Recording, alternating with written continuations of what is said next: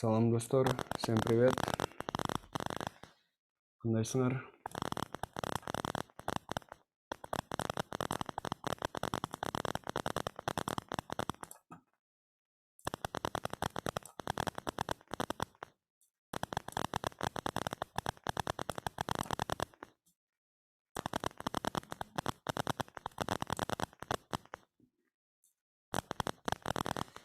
Так, друзья, начинаем тогда. Давайте быстренько посмотрим движение в ваших проектах, кто что сделал, и пойдем дальше.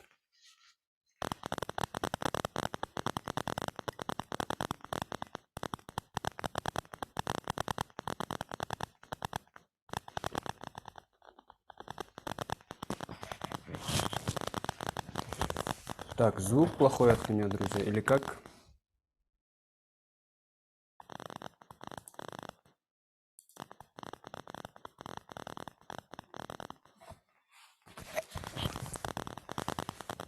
Минутку, сейчас попробую. Так, теперь как, друзья?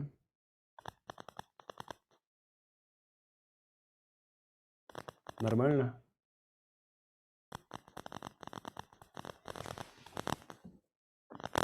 Так.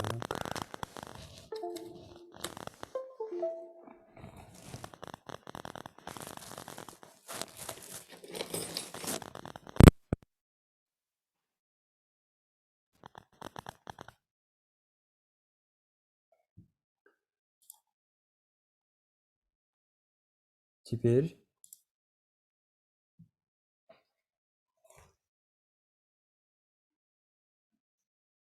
Окей, тогда.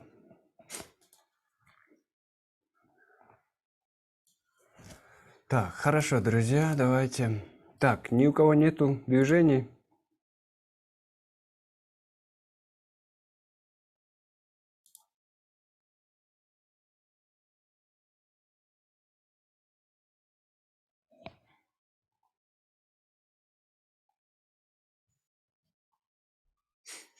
Так, если движения нет, то тогда двигаемся дальше.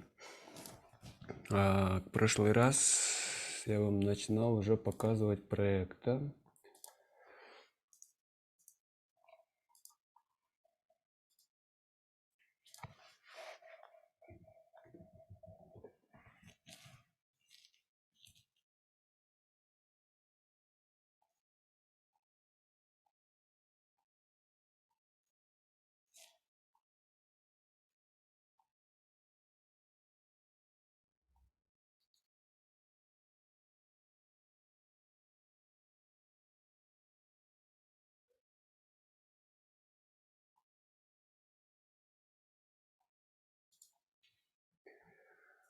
Вот у нас предыдущее состояние нашего проекта. Идем дальше. Сегодня я покажу вам вот этот блок интро, первый экран и портфолио. Портфолио блок будет, ну, в общем, оба блока будут интересные. В этом интро блоке что я собираюсь сделать? Первый экран, здесь будет, наверное, какая-то будет картинка, справа текст, и попробуем какую-то часть текста анимировать. Так, форму буду показывать, когда дойдем до блока Contacts, хорошо? Так, в портфолио что у нас? В портфолио будет вывод работ, работы будут сортироваться. То есть снизу будут карточки портфолио работа, и сверху будут такие навигационные типа кнопочки. Кнопочки, допустим, там по категориям работ. Допустим, кликаю я на какую-то категорию, работы сортируются по категориям. Вот такая у нас сегодняшняя будет работа. Так, с чего мы начнем? Сейчас, минутку, я здесь организую второй монитор. Ну, собственно, начнем с самого компонента интро, который у нас есть. Так, интро. Вот у нас интро.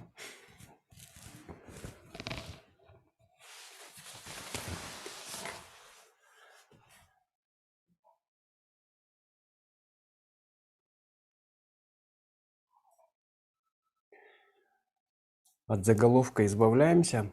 Что бы я здесь хотел бы добавить? Интро будет поделен на две части, поэтому здесь добавим блок intro left, версточная часть. Добавлю intro обертку для изображения. Будет image. И пока для изображения просто жестко возьму и ставлю ссылку в SRC из Unsplash. Так, дальше. Это у нас получается левый блок. Правый блок, как он будет организован. Так, точно так же создаем intro right. Так, внутри правой колонки мне нужна будет еще одна обертка. Назову его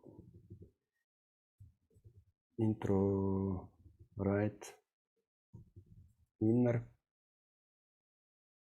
Так, и смотрите.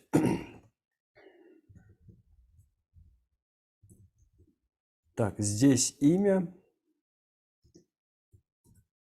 Допустим. Будет подзаголовок какой-нибудь.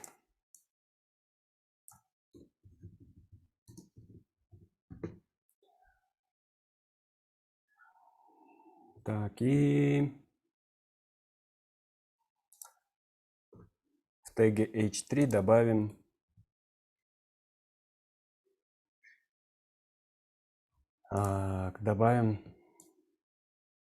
должность, да? Должность или, скажем, профессию.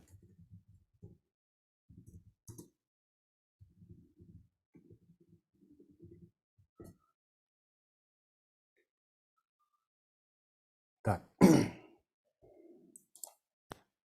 Вот у нас изображение. Правая колонка здесь получается. И смотрите, что. Когда я сделаю вот раскладку изображения, слева круглая будет, правая колонка вот здесь будет. Я хочу, допустим, анимировать слово React.js Developer, который будет как будто бы печататься, обратно стираться, обратно печататься. Вот, поэтому для этого элемента я не хочу, скажем, затрагивать полностью вот этот H3. Внутри я создам еще один такой спан. Спан, и как раз таки буду к этому спану потом через одну библиотеку обращаться и сюда навешаю анимацию печатного текста. Так, после этого что у нас здесь будет? Сюда добавлю кнопочку с айдишником портфолио. То есть href на портфолио. И сюда мы подставим библиотеку, то есть компонент.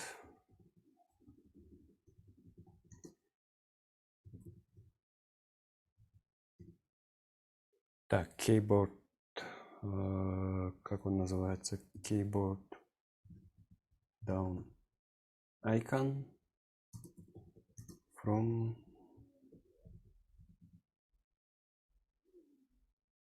из Material UI icons. И там есть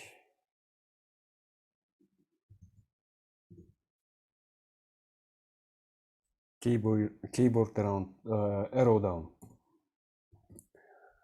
И вот этот компонент мы внутрь ссылки поставим.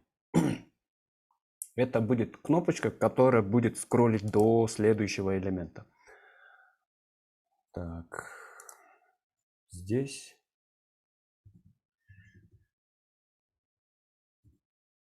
Keyboard. Так. По-моему, это не keyboard down, а keyboard arrow down icon.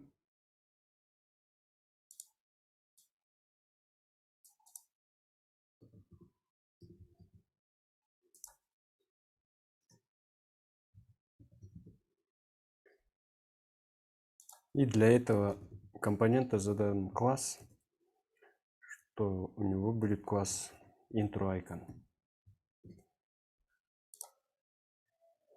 Так, вот эту иконочку я сейчас ставил. Мы кликаем, у нас перебрасывает на блок портфолио.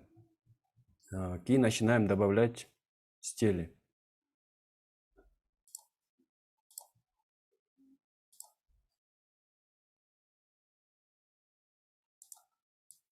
Вот это все удаляем.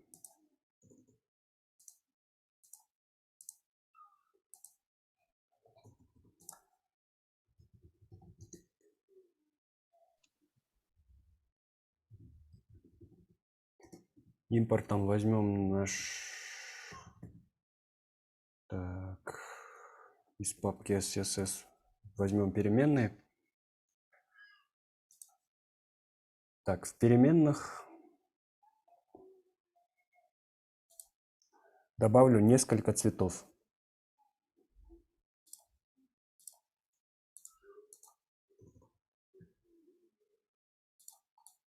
Несколько, даже просто, наверное, добавлю акцентный цвет, который я планирую использовать на проекте.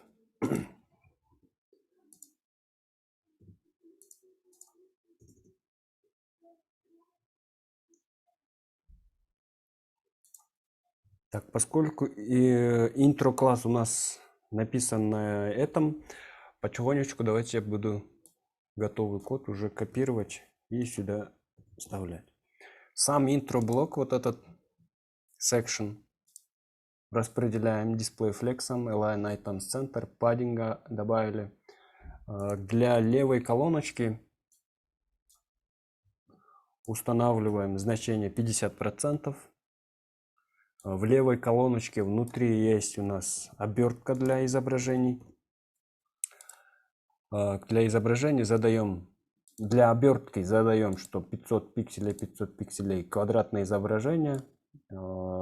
Изображению самому тегу им же задаем 100% размер, border радиус. Вот. Сейчас navbar чуть-чуть наезжает на этот элемент, мы потом перепишем чуть-чуть стили для app, и все у нас будет окей. Так, дальше описываем правый блок, тоже будет шириной 50%. И в правом блоке получается у нас очень много контента. Так, там у нас есть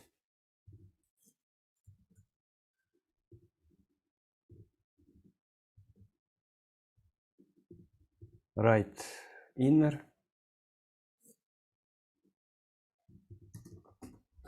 Так, что зададим для right inner? Right inner, он тоже будет display flex, только направлением колонн.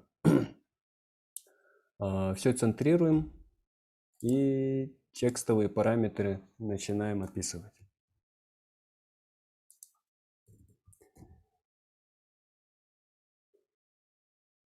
Так, задаю марджины и смотрите. Order -1 задан тегу h2. По разметке получается у меня идет сперва h1, потом h2 подзаголовок, потом h3. Но я хочу, чтобы на экране сперва виднелось приветствие, да? Но если мы поставим вот так h1 сперва в разметке, то это будет не такой уж семантический код, семантичный код, да? По идее у нас всегда должен идти первый заголовок верхнего уровня, а потом мы идем вниз. Вот поэтому h2 я задаю через order минус, его ставлю на первое место. Так, И дальше здесь все остальные вещи, текстовые параметры, отступы и все остальное. Вот таким образом у нас получается. Вот эту кнопочку, ссылку чуть-чуть подправим.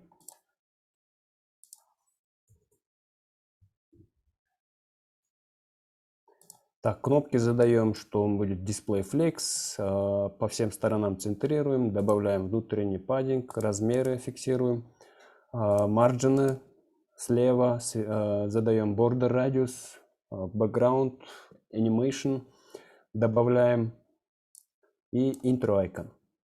Так вот, анимация как описана.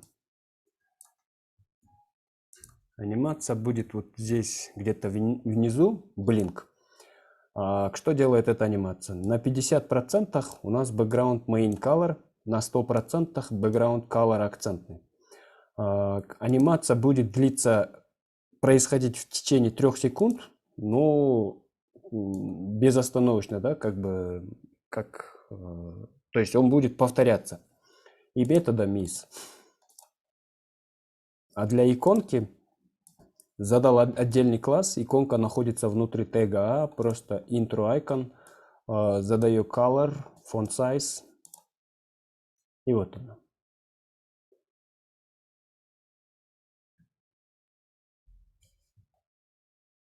Как видите, анимация плавно так происходит, с акцента меняется на все остальное. Так, в принципе, пока все. Теперь давайте посмотрим, какие будут изменения в стилях Apple. Что мы будем добавлять в CSS. CSS пока у нас пустой, но что мы туда добавим? Во-первых, в веб у нас есть все вот эти секшены, да, которые идут. Секшены идут в родительском компоненте, в блоке App Sections.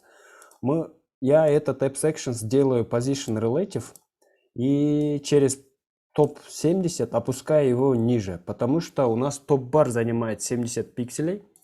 Высоту задаю 100 VH минус 70 пикселей, поскольку надо от видимой области отнять еще 70 пикселей, ширина 100%. И смотрите как.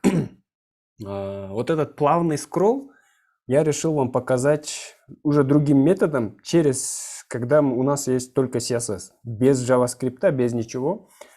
Вот. В CSS есть свойство scroll snap type, scroll behavior и scroll bar width. Scroll behavior вы уже видели, да, который старается делать плавным скролл. Дальше я у scroll бара отключаю ширину, overflow по x, все скрываю. И дополнительно, чтобы скрыть вот этот scroll бар, отдельно нужно прописать вот такой вот псевдокласс WebKit scroll bar для неких браузеров. Все, что находится внутри, в блоке App Sections, задаю им ширину 100 VH, высота 100 VH за минусом топ-бара и scroll snap align start. Что делает этот scroll snap и вот эти свойства? Они делают очень классную вещь. Они подвязываются к тому, что когда скролл будет происходить, если я вручную буду скроллить, допустим, до какого-то элемента я проскраливаю, и браузер автоматически его будет доскраливать до верхнего края. Вот таким образом, если меньше половины я доскроллил, у меня будет все будет скроллить до верху, получается. Так, к переменной здесь подключено. И давайте посмотрим. Веб у нас сейчас не сработали стили, потому что стили я забыл сюда импортнуть. Так, импорт из текущей папки. app.scss. Так, переменные. У нас на переменные ругается. Так, у нас переменная называется var.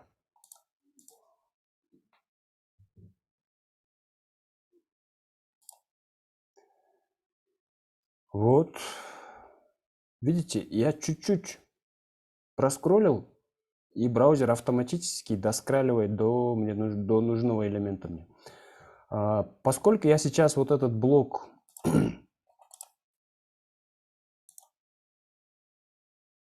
так, где у нас? AppSections сделал position relative и его вытащил из обычного потока.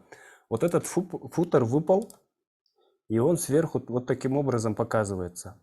А в каких-то блоках он просто скрывается под элементами. Что нужно сделать? Я футер беру и тоже положу его внутри AppClassSection, чтобы он шел по потоку внутри position relative элементов, и вот он copyright. Футер появился, он стал также высотой 100 VH минус 70 пикселей, но потом мы его подправим. Но теперь он не налезает на другие элементы. То есть вот таким образом, получается, можно сделать такой smooth scroll. В чем здесь смысл вот этого свойства scroll snap type и scroll всего остального вот этого snap align? Если мы каким-то блоком задаем фиксированные высоты или там ширину, можно добиться скролла как на телефонах получается. То есть мы можем подвязать к какой части экрана или по какому блоку можно скроллить, по какой стороне. То есть в моем случае я говорю вот этим всем секшенам, которые будут находиться внутри App Sections, всем блокам, да, первые элементы, непосредственные такие первые элементы. Я им говорю, что scroll snap align, как бы выравнивание скролла, будет происходить по верхнему краю. Обязательно в MDN посмотрите, как работает полностью документацию по scroll snap align. То есть не обязательно там старт, можно по верхнему краю привязываться, да, к скроллу, можно привязываться к нижнему, можно привязываться по боковым краям. И можно управлять вот типом скролла.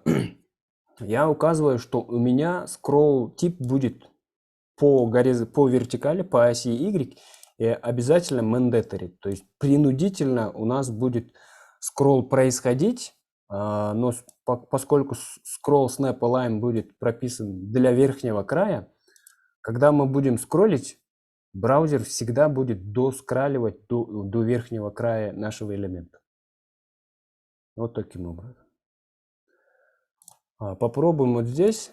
Home. У нас никакого JavaScript кода мы не написали. Уже все скроллится. Так, testimonials. Проскроллили. Контакты. Тоже все работает. Единственный минус в такого написания только в том, что мы обязательно должны фиксировать высоту элемента. И потом только после этого в браузере начнет работать вот этот scroll snap type mandatory и scroll snap align. Если габариты жестко не будут фиксироваться, то у нас не сработает вот такой вот scroll. Ну, это получается у нас чисто такая одностраничник типа лендинг портфолио. Много контента не ожидается, и я чисто решил вам показать. Да? На JavaScript мы смотрели, как можно делать smooth scroll, да? Как подвязываться именно к верхнему краю элемента. Вот решил вам показать еще другой способ, когда без JavaScript можно подвязываться к тому, чтобы браузеру говорить всегда скроль до верхнего края. И поскольку я вот здесь все скролл элементы скрыл, видите, у меня сбоку, с правого края нету скролл бара. Я его, получается, скрыл. scroll bar width, none и так далее. Это получается такой же snap scroll можно организовать и для горизонтали. То есть вы скроллите, и, допустим, можно scroll align можно подвязать к левому краю, да, и тогда типа как слайдер блоки будут двигаться к левому краю, там, либо к правому краю. То есть поиграйтесь вот с этим методом. Я потом скину вам архив сегодняшнего кода. Посмотрите в документацию, как это все работает. В интернете, по-моему, тоже, в YouTube есть тоже полно статей, как это можно организовывать в других направлениях. Так, а мы едем дальше. Так, что у нас еще изменится?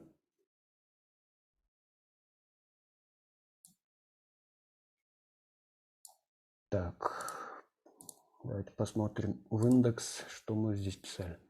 Теперь, когда я вот этим секшеном задал размеры из апа, вот эта строчка кода уже не нужна. Так, двигаемся дальше. В принципе, этот блок уже завершен, только вот эту кнопочку куда-то можно, наверное, сдвинуть по центру, чтобы он стоял.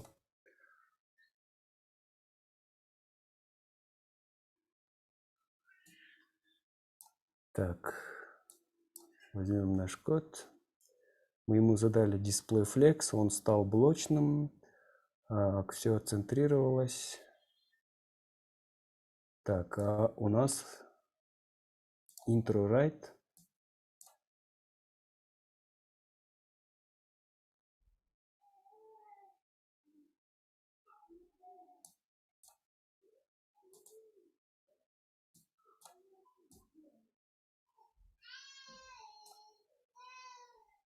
Inner у нас flex. Justify content center. Align items тоже, наверное, напишем центр. То тогда уезжает на правый край. Хорошо.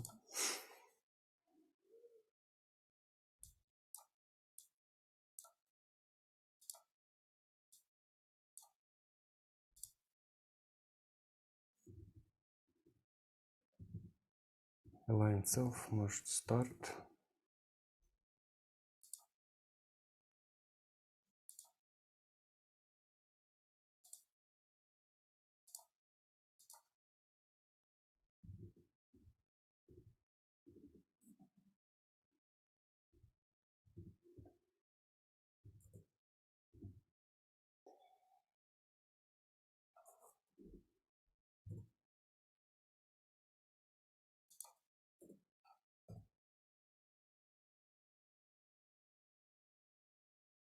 Так, вот так, наверное, подставим.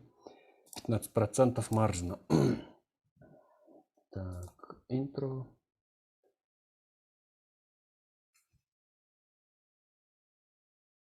У нас здесь margin left 15. Так, хорошо, тогда уменьшим просто на 15.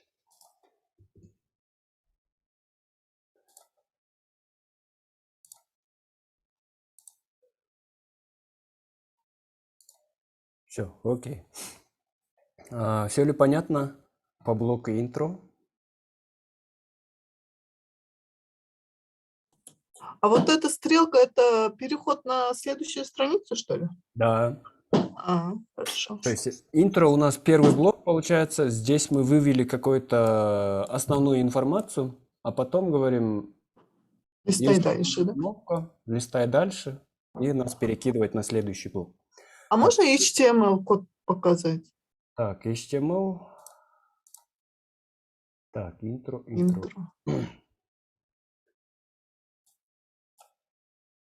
Вот у нас section поделили на две части. Слева, понятно, здесь ничего страшного.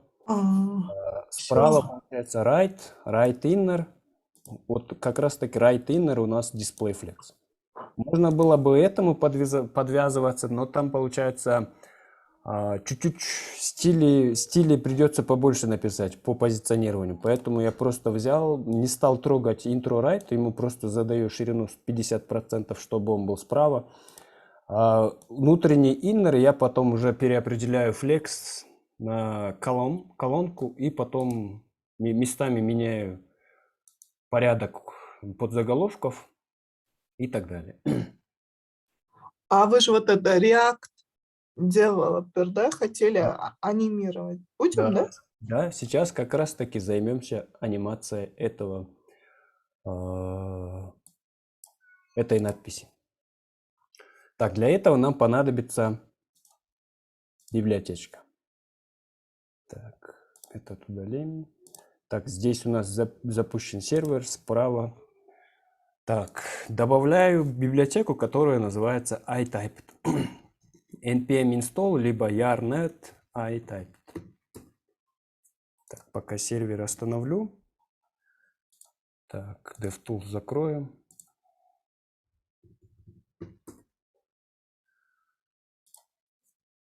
В npm.js у нас есть библиотечка iTyped.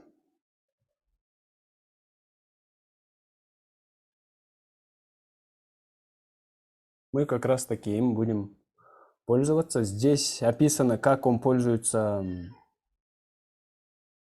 для React, как он может быть использован для обычных проектов, да, где нету React, обычная верстка. Вот. Библиотечка абсолютно такая небольшая, маленькая. Так, перезапускаю сервер. Yarn start.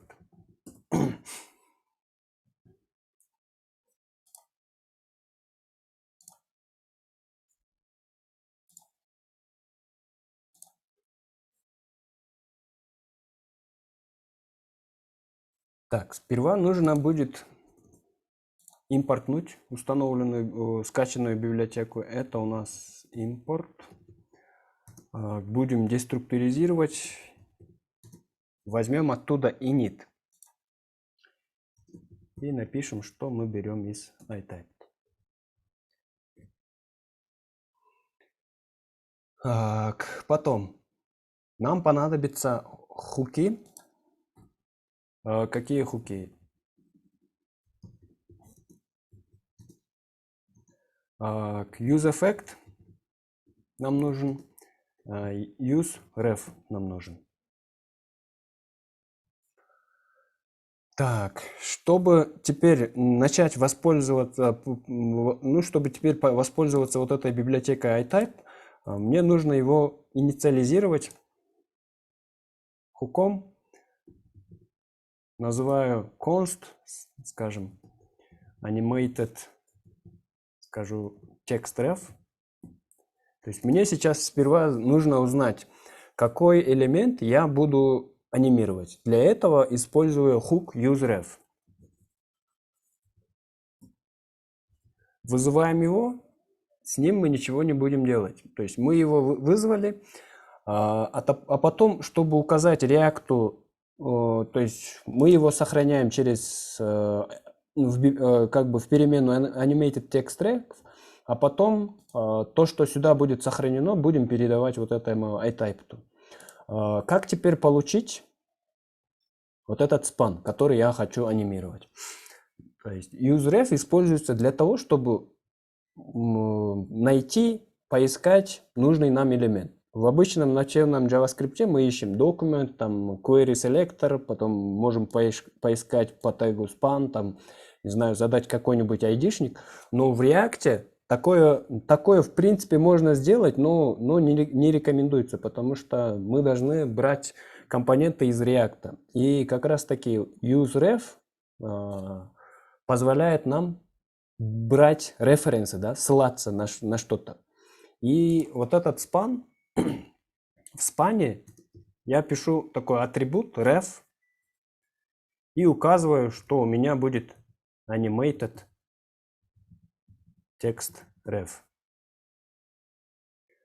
А внутри мы потом уберем вот этот текст. То есть я надеюсь, вы словили смысл. То есть в эту переменную hook useRef запишет вот наш ссылаемый наш элемент. Так, дальше. Теперь, когда у нас происходит рендер вот этого компонента intro, мы должны как бы анимировать вот этот текст, да? И для этого я использую вот этот useEffect. useEffect — это хук, который помогает делать что-то параллельно. То есть что-то изменилось, мы потом можем либо на стороне что-то сделать, либо еще что-то. То есть обычно им пользуются для, допустим, компонент отрендерился, какие-то зависимости появились, допустим, нам нужно сделать запрос к базе данных. Вот как раз таки через useEffect мы можем, получается, сделать такой запрос. У меня сейчас запроса нету, мне нужно просто обработать, как только элемент отрендерится, нам нужно анимировать текст. Вот. Поэтому этим хуком я пользуюсь, просто его вызываю, useEffect. useEffect будет вызывать внутри себя анонимную функцию. Так, и начинаем пользоваться вот этой библиотекой. Я его положил в переменную init, мы его забираем, и сюда передаем наш референс.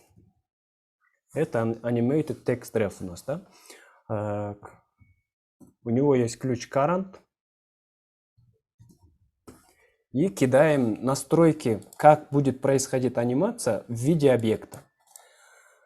То есть анонимная функция вызывается. Мы внутри анонимной функции берем библиотеку, вызываем его метод инициализации, передаем то, что нужно, указываем, что это текущий элемент, и потом в виде объекта просто передаем свои какие-то настройки. Эти настройки определены в библиотеке. Вот есть, допустим, скорость, как печатается этот текст, обратная скорость, задержка, backdelay, там, показывать курсор, не показывать, все остальное как бы в виде объекта мы их можем передать. Ну, как для слика, да, прописывали какие-то настройки, тоже так можем, аналогично можем сюда и дописывать. Так, я укажу, что курсор нужно показывать.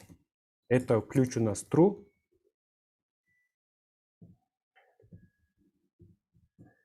Так, true. Укажу обратную задержку, backdelay, в 1,5 секунды. Секунда передается в виде миллисекунд, 1500. Обратная скорость стирания, как кнопки будут, буквы будут стираться. Указываю, что это будет 60 миллисекунд. И текст, который нужно анимировать. Сюда передается строка. Strings. И строка, мы можем не только передавать строку, а вот эти строки можно передавать в виде массива. И внутри указывать тот текст, который нам нужно анимировать. Теперь я вот это все забираю и передаю сюда.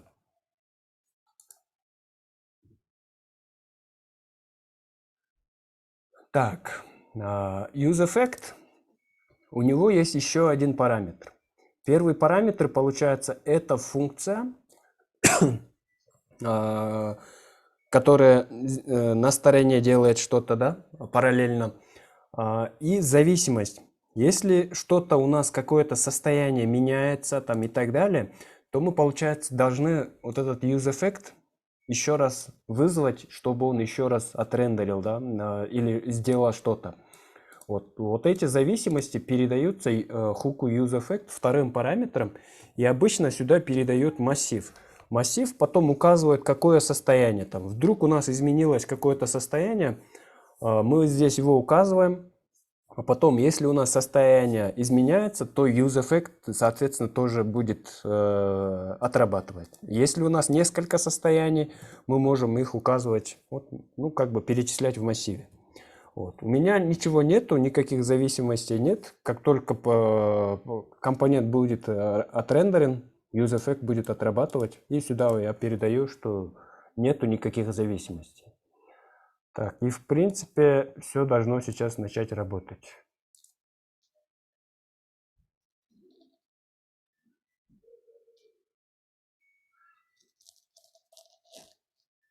Как видите, текст начал анимироваться, набирается. С задержкой 1,5 секунды обратно все стирается.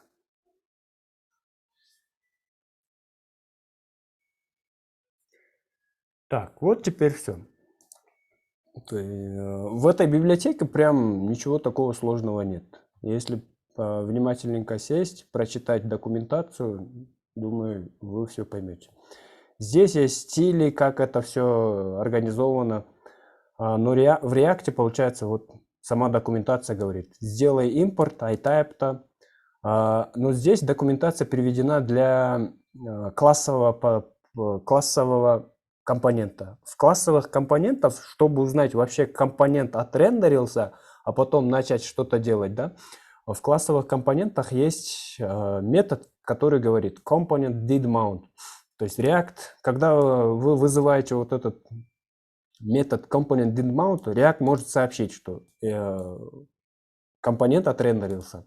И после того, как компонент отрендерился, вы берете вот, видите, здесь через Document Query Selector все прописано, но в новой версии, получается, React через Query Selector искать в функциональных компонентах не рекомендуется, поэтому мы пользуемся ссылкой, да, userf хуком. И дальше здесь указывается, что шел курсор, там настройки, все передали и так далее. А классовый компонент все это потом рендерит и так далее. Вот. Так, вопросы есть по этой библиотечке?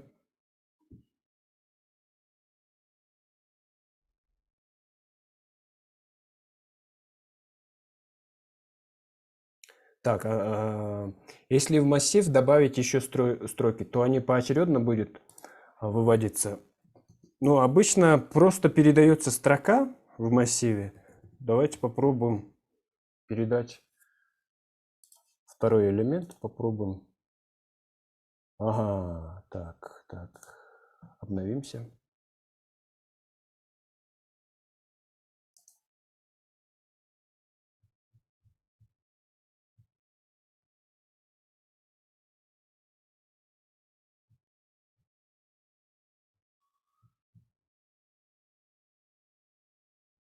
Так, документацию надо почитать. Как видите, здесь вот этот второй параметр почему-то не показался.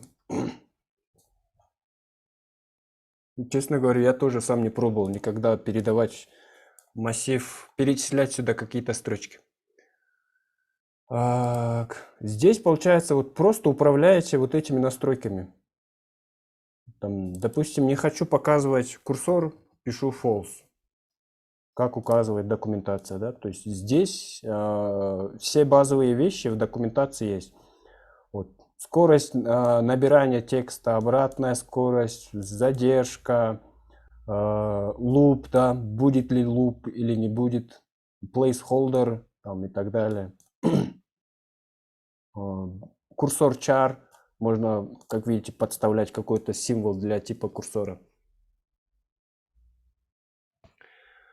UseEffect вторым параметром принимает состояние. Это переменная из useState. Не обязательно из useState, то есть у вас могут быть какие-то другие состояния, да, из разных других библиотек, какие-то другие хуки. То есть если что-то меняется и вам нужно что-то уже перерендерить, то тогда вот в UseEffect можете сюда их вот эти зависимости сюда передать. И тогда у нас получится, если что-то изменилось, все будет отрендерено. То есть документацию по UseEffect в React.js обязательно вам надо почитать. Так, переключимся на русский.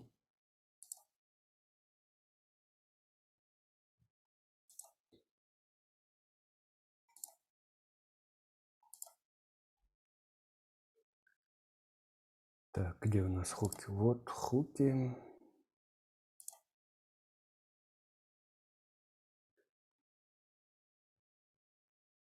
Вот хук эффекта, use эффект.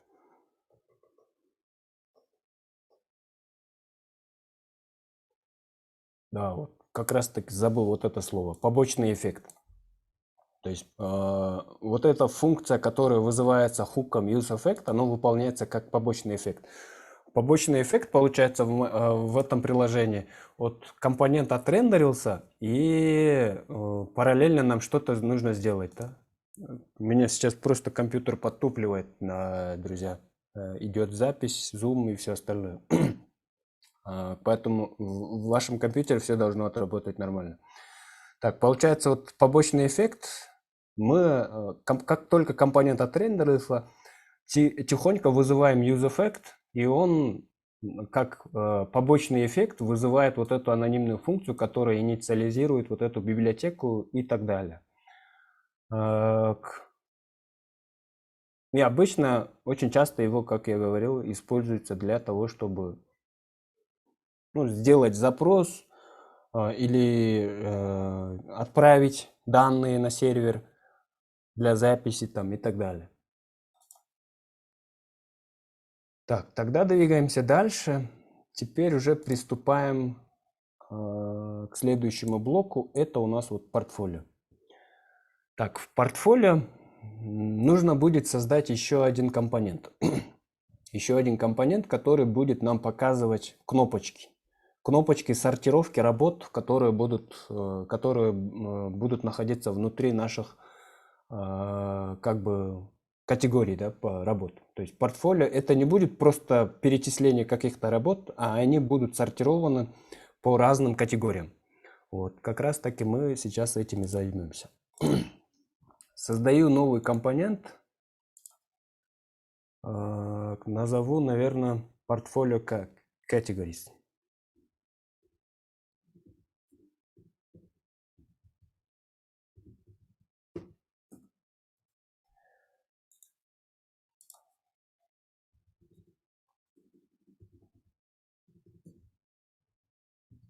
Портфолио cats.jsx. Сразу стили.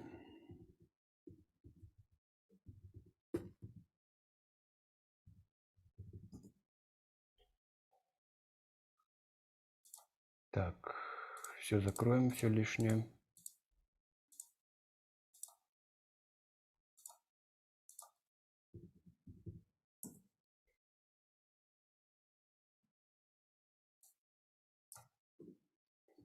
Подключим стили. Это у нас портфолио.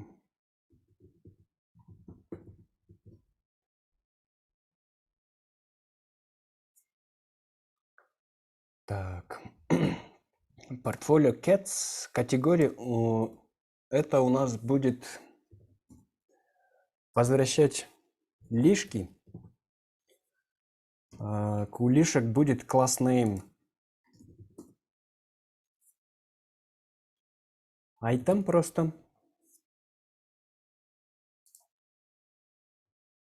И в принципе здесь можно создать ссылку, там потом его ссылку обрабатывать, но думаю, это просто будет как интерактивный элемент, который в виде кнопочки, да, поэтому я здесь, наверное, просто сделаю там название.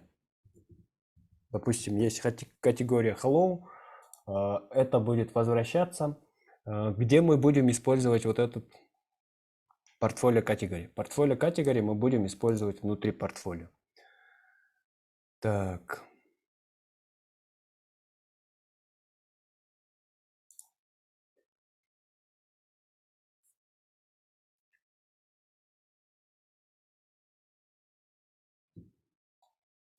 Так, у нас идет заголовок. Внутри у нас будет UL. UL-ке зададим класс name, что это будет портфолио categories.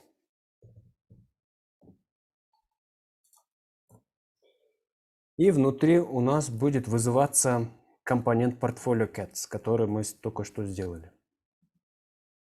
Так, портфолио cats.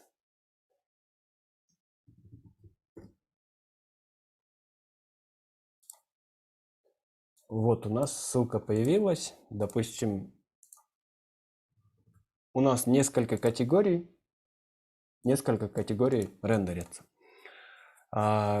Мы в этот компонент портфолио категорий будем передавать пропсами, какие категории мы будем рендерить. И поэтому, то есть вот это портфолио cats, оно будет динамически генерироваться. Сюда мы передадим, допустим, props, который назовем item. Этот item будет брать item title. То есть вообще давайте вот так сделаем.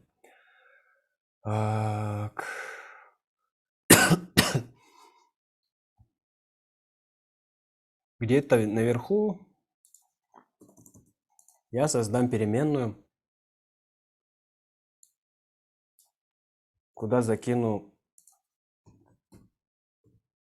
массив с объектами. Назовем портфолио cat items, да?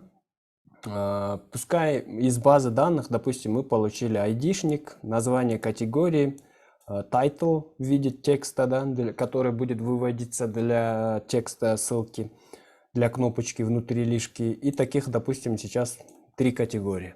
То есть неважно, какая будет длина, мы столько и этих портфолио будем показывать. Так. И здесь мы опишем вот такую структуру.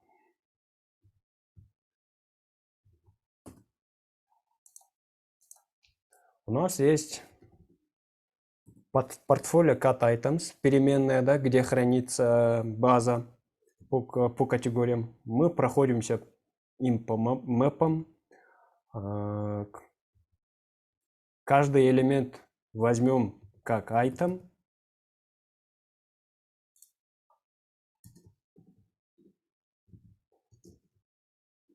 Так, и будем возвращать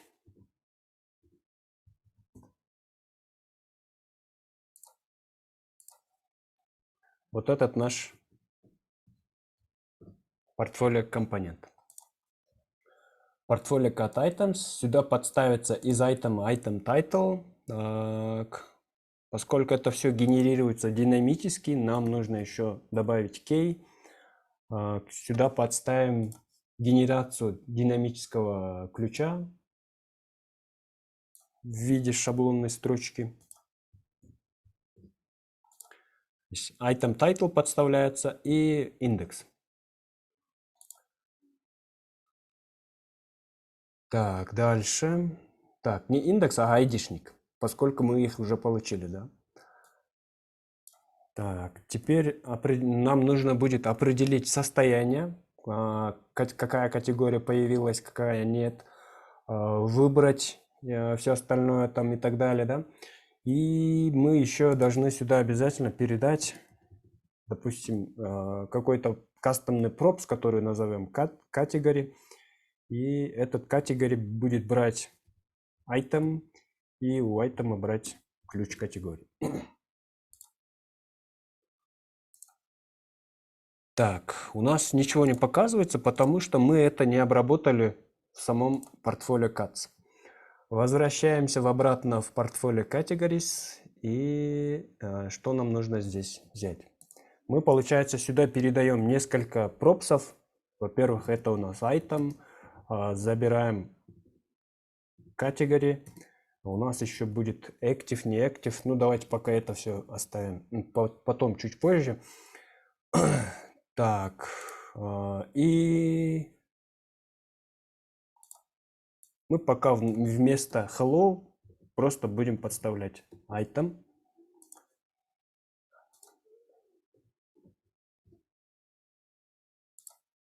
Вот, теперь у нас 3 категории есть. Пока все выглядит не очень, давайте добавим стили. Так, портфолио cats.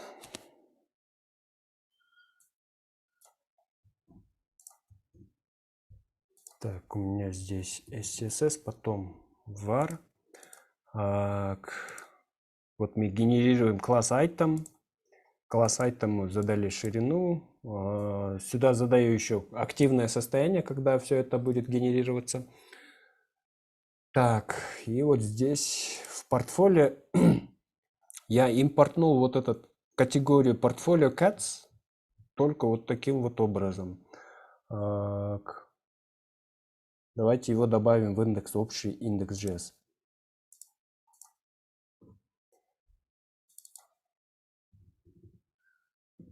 Портфолио cats.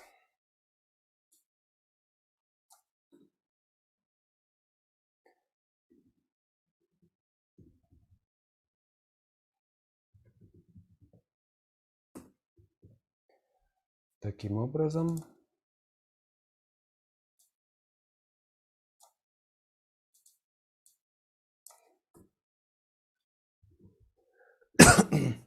Здесь у нас будет деструктуризация портфолио cats.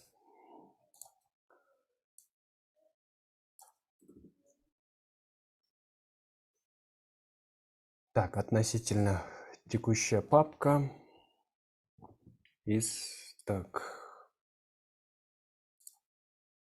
мы из этой папки выходим, потом из индекса все это забираем.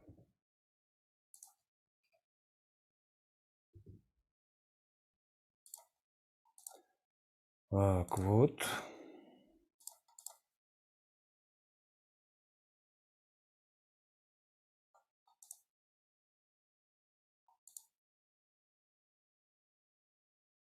Так, только стили не сработали.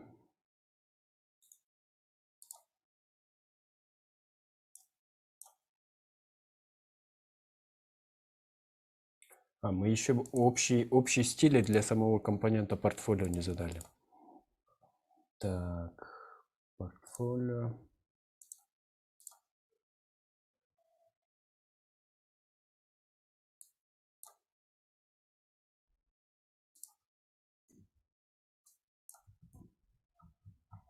Сразу добавляю все стили, переподключаю CSS, var.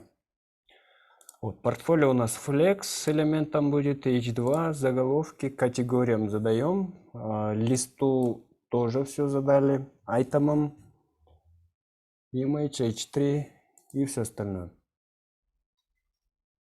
Так.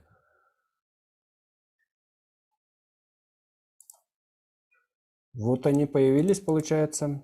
Теперь внутри надо добавить, внизу нужно добавить верстку самих элементов, то есть работ. Вот после того, как у нас сгенерировался список категорий, нам нужно сделать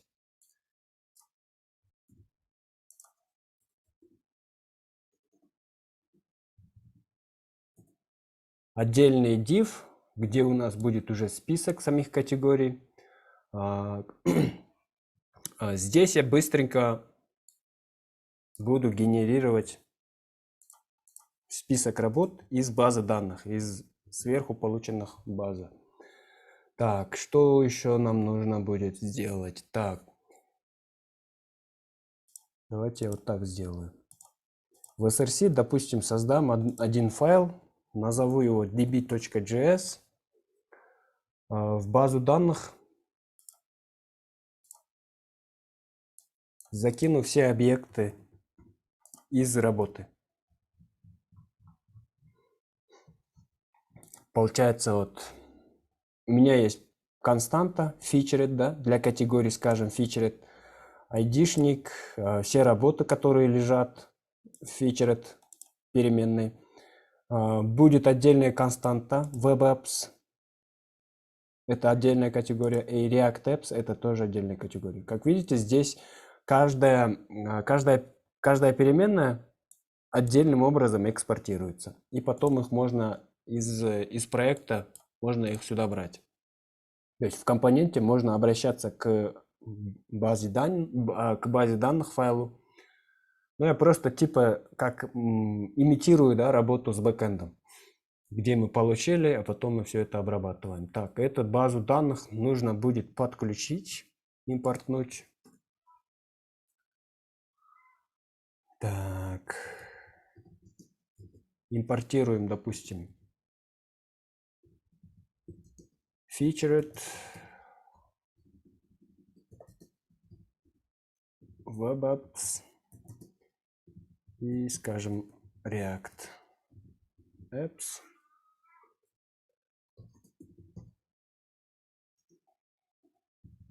Так, на уровень поднялись, еще на уровень, и у нас есть DB. Так.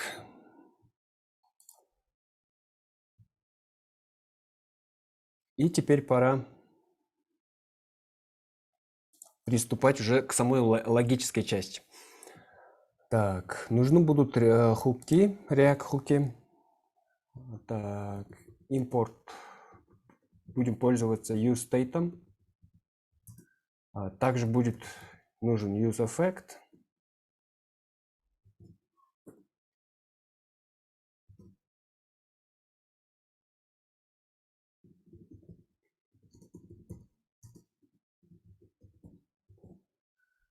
Так. И у нас начнется определение стейтов. Так, у нас пока ничего не будет работать, поскольку у нас дата еще не обработана. Так, скажем, у нас будет состояние, которое назовем выбранная категория и функция, которая будет вызываться при выборе какой-то категории, назовем его setSelected. Вызываю useState, hook, и по умолчанию передаю, что нужно в стейте сохранить featured. То есть featured, категория featured — это получается сборник, да, из всех категорий. Самые лучшие, допустим, работу собрали и закинули в featured. Таким образом, получается, при первом рендере у нас будет показываться полностью работа из категории featured. Так, теперь мы будем получать базу данных. Для базы данных тоже будет отдельный хук. Назовем это data и setData, и useState передаем сюда пустой массив. Дальше. Вот теперь нужно сделать такой побочный эффект. useEffect. И что у нас будет за такой побочный эффект? Вот. Если вот состояние selected равно featured, мы вызываем функцию setData и сюда передаем featured.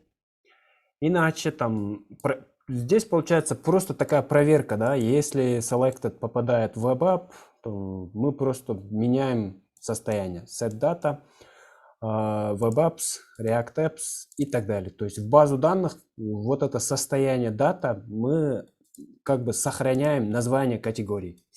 Вот таким образом. И дальше описываем уже нужные нам вещи. Так, портфолио кат генерируется. Сюда теперь должны передавать все остальные вещи. Так, во-первых, нам нужно поменять какие-то стили для тех категорий, для кнопочек, да. Если какая-то кнопочка нажата или активная, то у него фон там или, не знаю, что-то должно поменяться, чтобы мы видели, какую категорию открыли. Завожу ключ, например, active, и здесь буду хранить состояние selected равно, и сюда передам item category.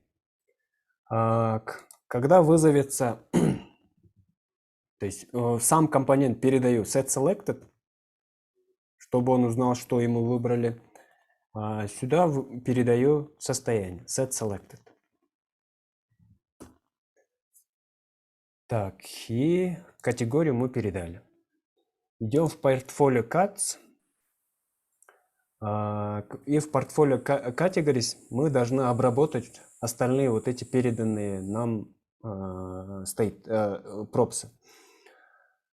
Так, class name теперь у нас будет генерироваться, исходя из того, что у нас выбрано. Если, допустим, лишка активная, какая-то категория активная, то мы должны что-то с ним делать.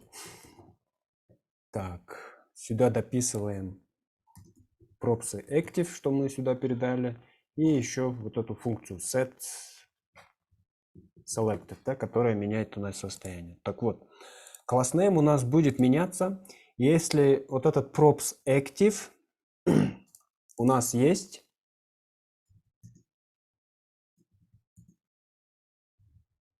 мы классу дописываем item плюс еще item active через модификатор. Иначе, если active будет false, class name будет просто item. Так, теперь обработаем клик на этом элементе. Поскольку именно клик, как бы выбор элемента, выбор категории будет происходить по клику на вот этих лишках, да? Он клик, когда будет клик на этом элементе, мы вызовем анонимную функцию. Анонимная функция у нас возьмет props, который мы ему передали, setSelected, вызовет и сюда подставит категории. Так, onClick, setSelected, category. Так, здесь item взяли и здесь item взяли. Так, и все, наверное. И все. Вот. Уже все генерируется, смотрите, по умолчанию. Когда у нас приложение загрузилось, состояние featured, и мы показываем все работы, которые находятся в featured. То есть вот работа featured 1, featured 2, там featured 3 и так далее. Мы кликаем на другую категорию, допустим, веб-приложение, вот, попадает сюда там web-app и так далее, и так далее. React App и все остальное.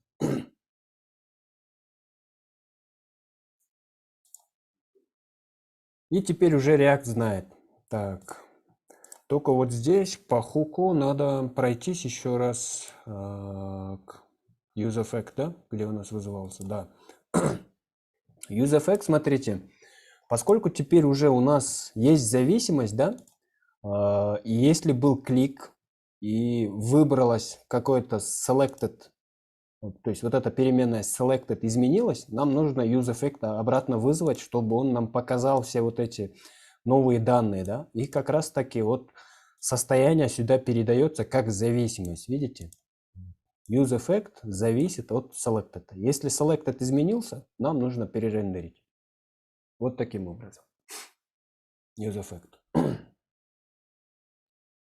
Так, понятна ли вот эта схема?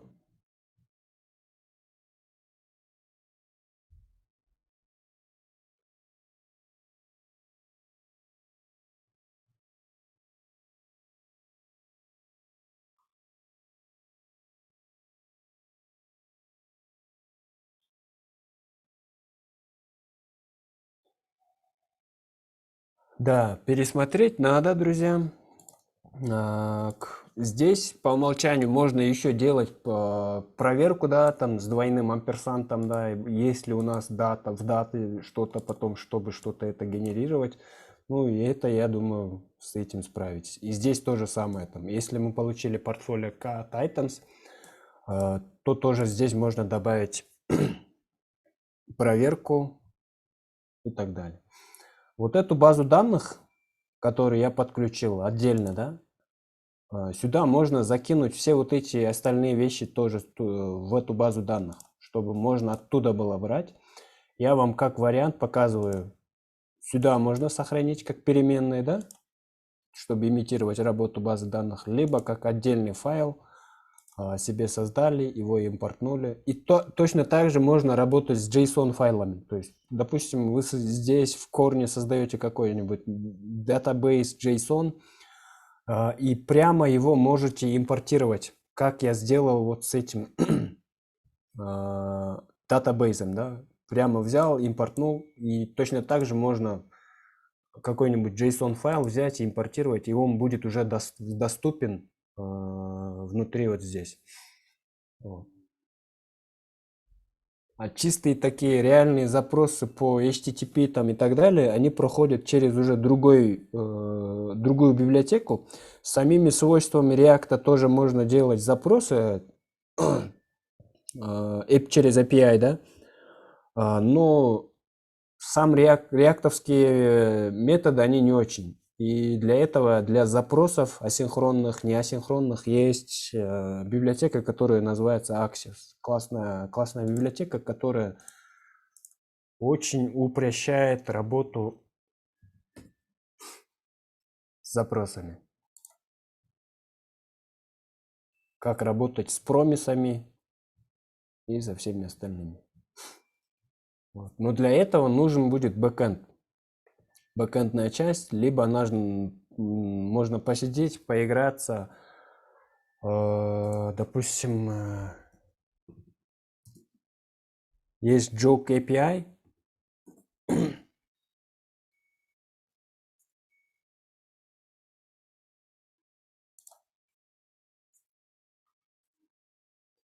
Вот. Здесь можно взять ссылку на API, который генерирует рандомные какие-то шутки. Вот с ним тоже можно поработать. Так, с API, да, я постараюсь вам показать, друзья. Ну, типа думал я вот как раз таки показать на Joke API или на каком-нибудь еще открытом API, где есть доступ, да, чтобы можно было посмотреть, как сделать запрос на сервер, на реальный сервер, и от него получить базу данных и его обработать. Вот, это обязательно я постараюсь вам показать. Вот так. То есть таких API, открытых API чисто для тренировки очень много. Есть Joke API, в общем, Open API.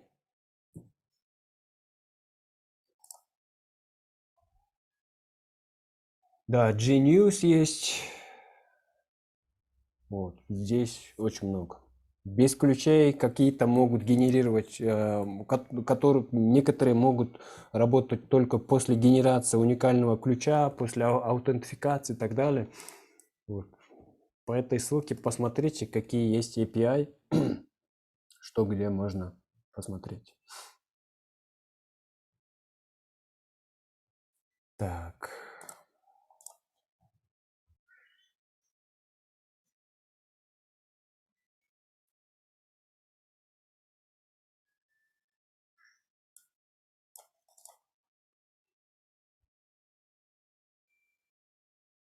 Так, в принципе, наверное, все. У меня все. Ага, а записи за прошлый урок где можно найти? Запись еще не выложили, да, за прошлые? Нет, Я Арушке напишу. В основном записи выкладывает Ару. Так, а мы ждали, не дождались. код сейчас я положу в Notion, в раздел код. Обязательно только установите потом этот, да, yarn install, установите зависимость, если вы хотите запустить. Если просто хотите посмотреть исходный код, то тогда устанавливать зависимости не нужно.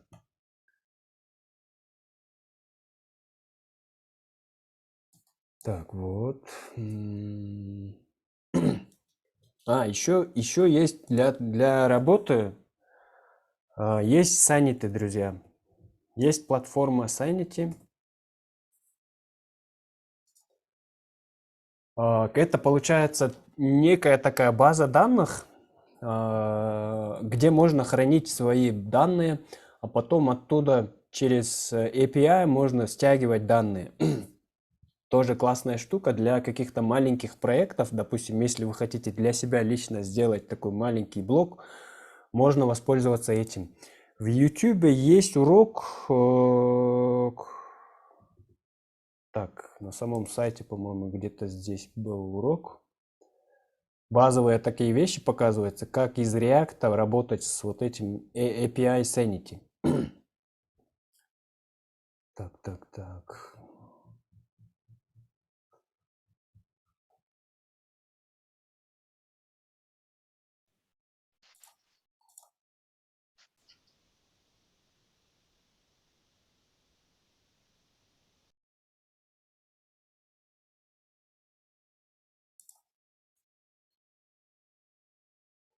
Да, вот. Вот этот видео посмотрите. Здесь вот эта КПХ, блогерша, делает свой блог, используя вот этот Sanity, API Sanity. Именно тоже на реакте. Посмотрите, тоже может вам понравиться. Так. ағай React менен иштатканда Bootstrap сыяктуу библиотекаларды колдонсо болобу? Ооба, ооба, болот. Bootstrap есть, есть React Bootstrap. Вот, ребята уже делали. Так, какая команда, по-моему, у них есть компонент React Bootstrap? Не сам чистый Bootstrap, да, а именно React Bootstrap есть, который уже более заточен под React приложение. Рахмат.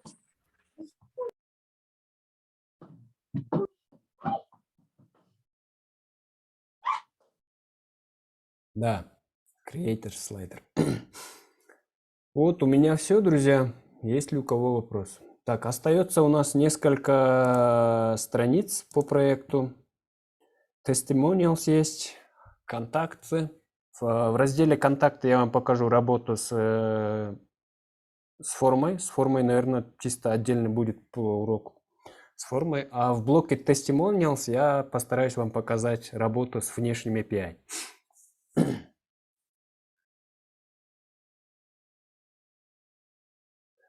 По челленджу у нас дедлайн уже на следующей неделе, друзья. Следующую среду мы завершаем.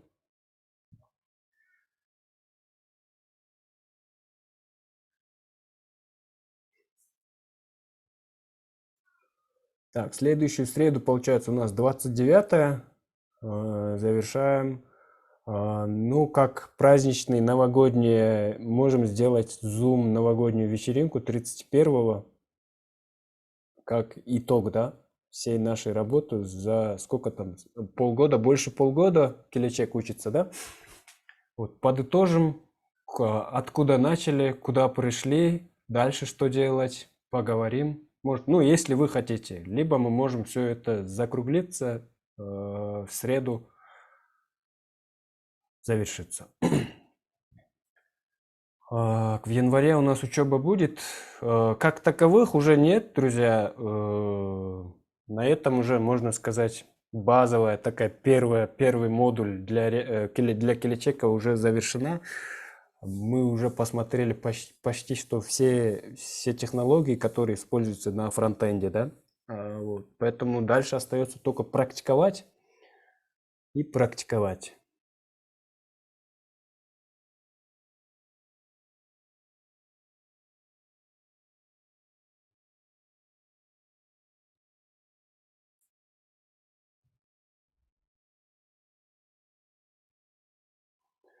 Ну, Discord, все чаты, конечно, останутся.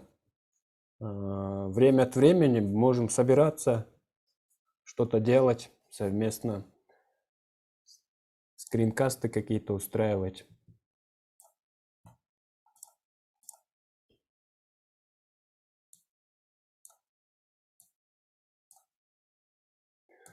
Так, кто-нибудь записался на RS School?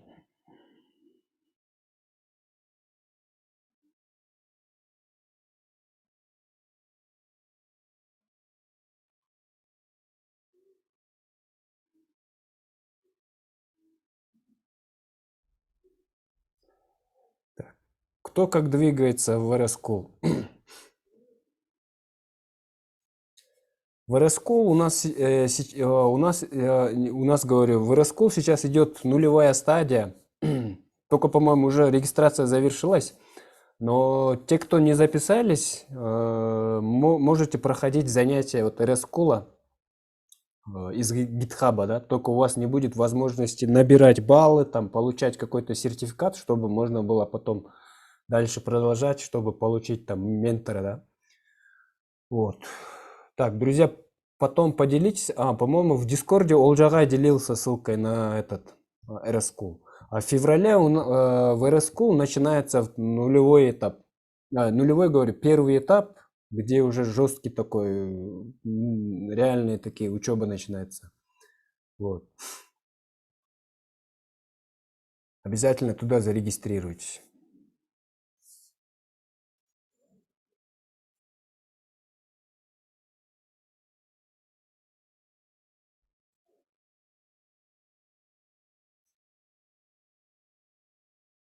В Караколе планируем, друзья, только не знаем, пока когда будет.